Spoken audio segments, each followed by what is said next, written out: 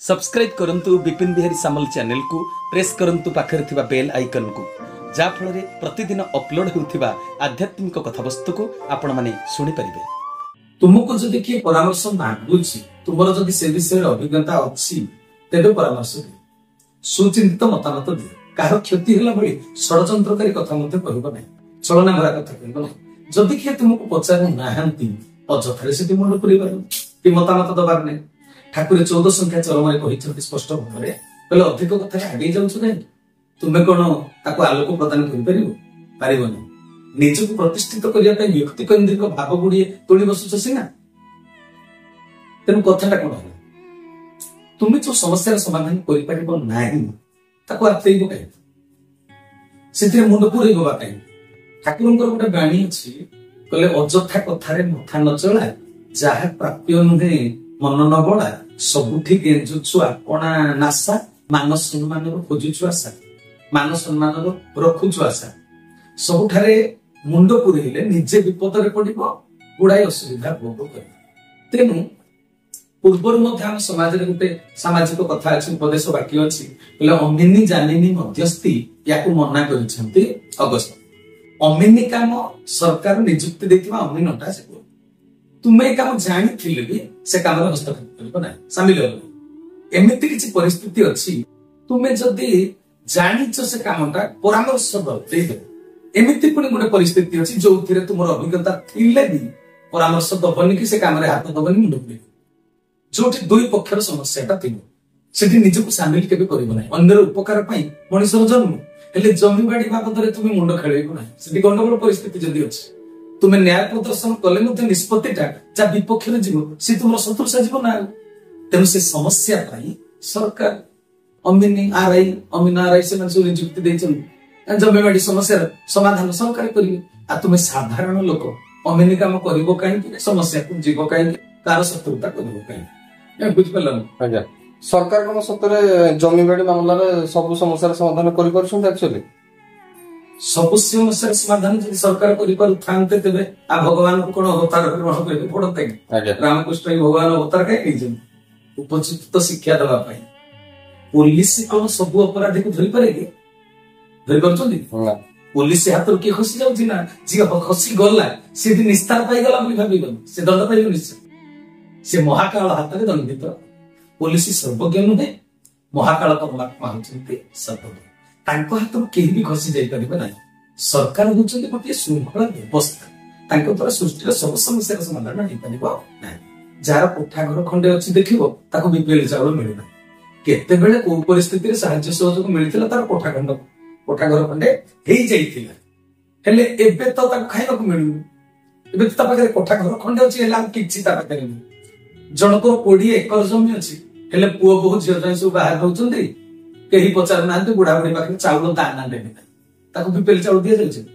अतीत रे धर्मपरायण राजा महाराजा माने जो थिले निजे प्रातः भ्रमण रे जाउथिले, छद्म बेसरे प्रजा मानक सह शामिल होइथिले, संश्लिष्ट होथिले। तेनु प्रतिटी परिस्थिति घटना को प्रत्यक्ष अनुभव करुथिले से राजा महाराजा माने से अनुसार पदक्षेप नउथिला, उचित पदक्षेप नै पारुथिले। एबे राजा महाराजा निजे प्रजा मानक सहित संश्लिष्ट नै, से सर्वेक्षण पाई कर्मचारी नियुक्ति करिछ। आ कर्मचारी सिना निरपेक्ष होइथिले, धर्मपरायण होइथिले, निस्वार्थपर होइथिले, जनता को प्रकृत सेवाटा सरकार देई पारते। एठी तो सधवा भी विधवा भत्ता पाउ, विधवार भत्ता हेई पारु नै। मल्ला लोक नारे बीपीएल चावल ड्र करूछ, जियंता लोक उपवास रहउछ। कोनटा कहूना सरकार सब समस्या समाधान करि पारंती नै। एही गोटे कथा भाई 40 वर्ष तळे कोन माने मो बापांकर जमी खंडे किना आइथिला, से जनक पाखु किनिथिले।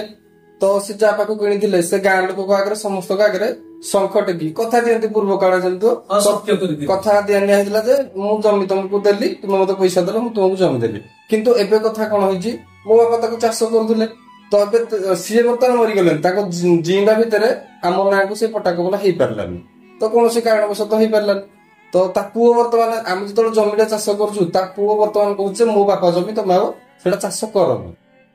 तो सेठी कथा रहउची कोन, तो हम जमी हेई ना भी सेटा हेई परनी। तो गां लोक चाहिले भी गां लोक चाहुछन जे एक्चुअली तुम जमी एडा तुम किनिजो सेतबेले, किंतु एडा सरकार के नियम रे सेटा जा नारे अछि सेटा तार संविधान एटा तो समाधान होई पारुन किछि बर्तमान सरकारଙ୍କ संविधानଟା अलग भगवानଙ୍କ संविधानଟା होची अलग डॉक्टर बी.आर. आंबेडकर संविधानର ପ୍ରଥମ କପି ଯେତେବେଳେ ପ୍ରସ୍ତୁତ କଲେ ତାର ମଲାଟରେ ରାମ ରାଜ୍ୟର ଫଟୋ ଚିତ୍ରଟା ରଖିଥିଲେ କଣ ପାଇଁ କହିପାରିବେ ରାମଙ୍କ ଭଳି ରାଜା ମାନେ ହେଲେ ଯାଇ ପ୍ରଜା ମାନେ ସୁଖରେ ରହିବେ ପୃଥିବୀରେ ଶାନ୍ତି ପ୍ରତିଷ୍ଠାଟା ହେବ ରାମଙ୍କୁ ଆଦର୍ଶ ରୂପରେ ଗ୍ରହଣ କରି ରାଜା ରାଜ୍ୟ ଶାସନ କରିବା କଥା ଏଟା ସେଇଥିପାଇଁ ସେ ଚିତ୍ରଟା ସେମିତି ଦିଆଯାଇଥିଲା ହେଲେ ରାମଙ୍କ ପରି ସତ୍ୟବାଦୀ ରାଜା ବର୍ତ୍ତମାନ ନାହିଁ ସରକାର ସିନା ବର୍ତ୍ତମାନ ନିୟମଟା କରିଛନ୍ତି ଯେ ଜମିଟା ଯାହା ନାଁରେ ଅଛି ଜମିଟା ପ୍ରକୃତରେ ହଉଛି ତାର ହେଲେ ଭଗବାନଙ୍କ ଦୃଷ୍ଟିରେ ଜମିଟା ତୁମର ନା ତା ବାପା ପରା ପଇସା ନେଇଛନ୍ତି କହୁଛ ଆଜ୍ଞା ତେଣୁ ସରକାର ତାଙ୍କୁ ଜମି ଦେଇପାରନ୍ତି ହେଲେ ପୁଣ୍ୟ ଦେଇପାରିବେନି ପାପର ଭାଙ୍ଗି କରିବେ ପିତୃଲୋକରେ ଥାଇ ସତ୍ୟ କରି ଜମି ବିକ୍ରି କରିଥିବା ବାପା ମଧ୍ୟ ପୁଅକୁ ଅଭିଶାପ ଦବ କାରଣ ବାପାର ସତ୍ୟକୁ ପୁଅ ଖଣ୍ଡନ କରୁଛି ଏଠି ମୃତ ବାପାର କୀର୍ତ୍ତିରେ ପୁଅ କଳଙ୍କ ଲଗାଉଛି ନା ବାପାର ସତ୍ୟନିଷ୍ଠ ମହିମାକୁ ସେ କ୍ଷୁଣ୍ଣ କରୁଛି ସଂସାରରେ ବହୁତ ଅଯୋଗ୍ୟ ପୁଅ ବର୍ତ୍ତମାନ ସଂସାରରେ ଅଛି ବୁଝିପାରିଲ ଜମି ଖଣ୍ଡେ ପରିଶ୍ରମ କରି ସେ କିଣି ପାରିବେନି ବାପାର ଅର୍ଜିତ ପୈତୃକ ସମ୍ପତ୍ତିକି ବିକ୍ରି କରି ଭାଙ୍ଗିକରି ଭାତ ଡାଲି ଖାଉଛନ୍ତି ଏଇ ଭାରତ ବର୍ଷର ପୁଅ ଶ୍ରୀରାମ ବାପାର ସତ୍ୟ ରକ୍ଷା କରିବା ପାଇଁ ରାଜ ସିଂହାସନକୁ ତ୍ୟାଗ କରି ଦୁଃଖକୁ ବରଣ କଲେ ଖରାରେ ସିଝିଲେ ବର୍ଷାରେ ଭିଜିଲେ ଶୀତରେ ଆଉଚିକିରି 14 ବର୍ଷ ବଣରେ ରହିକରି ବନବାସ ବାପାଙ୍କର ସତ୍ୟକୁ ରକ୍ଷା କରିବାରୁ ଶ୍ରୀରାମ ହେଲେ ମର୍ଯ୍ୟାଦା ପୁରୁଷ ଆଉ କଳି ଯୁଗରେ ବାପାର ସତ୍ୟକୁ ରକ୍ଷା କରିବାକୁ କିଏ ଭାବୁଛନ୍ତି ନା ବାପାର ସତ୍ୟଟା କେମିତି ରକ୍ଷା ହବ ସେ ବାପାକୁ ବଡ ନ ଭାବିକରି ଜମିକି ବଡ ଭାବୁଛନ୍ତି ନା ବାପା ପଛେ ନରକକୁ ଯାଉ ଜମିଟା ନୁହଁ ସମ୍ପତ୍ତି କି ସେ ବଡ ଭାବୁଛି ବାପାକୁ ନରକକୁ ଠେଲି ଦେଇକରି ମାନେ ସିଏ ବଡ ଲୋକ ହବାର ଇଚ୍ଛାଟା କରୁଛନ୍ତି ବାପାର ଉଚିତ ପୁତ୍ର ହେଇଥିଲେ ସିନା ରାମଙ୍କ ଭଳିଆ ବ୍ୟବହାର କରିଥାନ୍ତେ ବୁଝିପାରୁଛ ବାପାର ଉଚିତ ପୁତ୍ର ହେଇଥିଲେ ବରଂ ପୁଅଟା କହିଥାନ୍ତା ମୋ ବାପା ତୁମକୁ ଯେତେବେଳେ ବିକ୍ରି କରିକିରି ପଟାକ ଗଲା ଦେଇନାହାନ୍ତି ନୀତିଭ୍ରଷ୍ଟ ହେଇଛନ୍ତି ସେ ସେତେବେଳେ ସେ କାମଟା କରିପାରିଲେନି ତାଙ୍କୁ ମୁଁ ବର୍ତ୍ତମାନ ନରକ ଯାତ୍ରାରୁ ଉଦ୍ଧାର କରିବି ଚାଲ ଭାଇ ଜମିଟା ମୁଁ ବିକ୍ରି କରିଦେବି ବରଂ ମତେ କିଛିଟା ଦିଅ ମୁଁ ତ ଭଲରେ ଚଳିପାରୁନି ଆଉ ପଟାକ ଦିନଟା ମୁଁ ତୁମକୁ ଦେଇଦେବି ଆଉ ମଲା ବେଳେ କେହି ଜମି ବାଡି ସାଥିରେ ଧରିକିରି ମତେ ପୃଥ୍ବୀ ପୃଷ୍ଠରୁ ଯିବେ ଗଲେଣି ତୋଷଙ୍ଗତୁ ଯେତେକ ଜନ୍ମ ଗଣ୍ଠିରେ ବାନ୍ଧି ନେଲେ କେତେ ଧନ ଭକ୍ତ ଜନ ଦାସ ଦେଖିଲେ ଆତ୍ମା ସାଥିରେ କଲାକର୍ମର ସଂସ୍କାରଟା ଯିବ ପର ପାଇଁ ପୁଣ୍ୟ ଫଳଟା ଯିବ ଜମିବାଡି ଯିବ ମୁଁ ଗୋଟେ ପ୍ରତ୍ୟକ୍ଷ କଥା କହୁଛି ମୋ ଶ୍ୱଶୁର ଘର ଅନୁଗୁଳ ଫିଲ୍ପଡା ଏଇ କିଛି ଦିନ ତଳେ ସେଠାରେ ଗୋଟେ ବିରାଟ ପାୱାର ପ୍ଲାଣ୍ଟ ତିଆରି ହେଲା ସବୁ ଲୋକଙ୍କର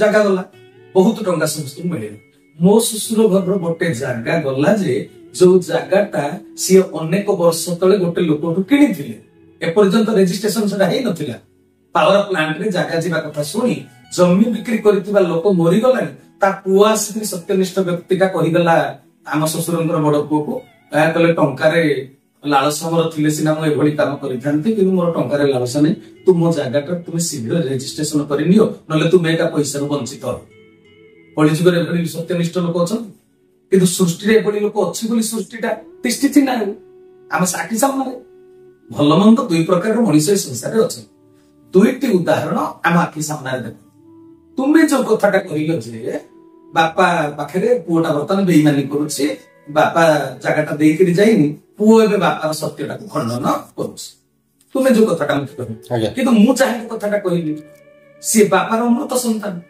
ବାପାର ସତ୍ୟ ରକ୍ଷା ପାଇଁ ଏବେ ବି ନିଃସ୍ୱାର୍ଥ କର ତେଣୁ ଆପଣ ମନ ଦୁଃଖ କରନ୍ତୁ ନାହିଁ ସବୁ ପରମାତ୍ମାଙ୍କର ଏଇଟା ହଉଛି ଲୀଳା ବୁଝିପାରୁଛ ବିଜ୍ଞାନ ଯୁଗର ମଣିଷ ଅଲଗା ପ୍ରକାର କହିଲେ କିନ୍ତୁ ସବୁ ଈଶ୍ୱରଙ୍କ ଇଚ୍ଛା ଯଦି ଜମିଟାକୁ ସେ ପୁଅ ତୁମ ନାଁରେ କରିକିରି ନ ଦଉଛି ଏବେ ତେବେ ଶାସ୍ତ୍ର ନିୟମ ଅନୁସାରେ ସେ ନରକକୁ ଯିବ ଜମି ବିକ୍ରି କରି ତା ବାପା ଯୋଉ ସତ୍ୟ କରିଥିଲେ ସିଏ ବି ନରକକୁ ଯିବ ଭଗବାନଙ୍କ ହାତରେ ନ୍ୟାୟଦଣ୍ଡ କଳିଯୁଗରେ ପିତୃ ଭକ୍ତି ତ ନାହିଁ ଆଉ ପିତୃ ସତ୍ୟ କିଏ ପାଳନ କରୁଛି ନା କଣ ତେଣୁ ଏଇଭଳି ଅନ୍ୟାୟ ଅନୀତି ସଂସାରରେ ଲାଗି ରହିଛି ଅନ୍ୟାୟ ଅନୀତି କରିବା ଲୋକର ନିଶ୍ଚିତ ରୂପରେ ରସାତନଗାମୀ ସିଏ ହବ ଏଟା ସରକାରଙ୍କ ସମ୍ବିଧାନର ନିୟମ ଅଲଗା ହେଲେ ମଧ୍ୟ ଈଶ୍ୱରଙ୍କ ସମ୍ବିଧାନର ସେଟା କାଳକୁ କେବା ସମର୍ଥ କାଳର କ୍ରୀଡ଼ା ଏ ଜଗତ सब्सक्राइब करंतु विपिन बिहारी सामल चैनल को प्रेस करंतु पाखरे थिबा बेल आइकन को जा फଳରେ प्रतिदिन अपलोड हेउथिबा आध्यात्मिक कथावस्तु को आपण माने सुनि परिबे।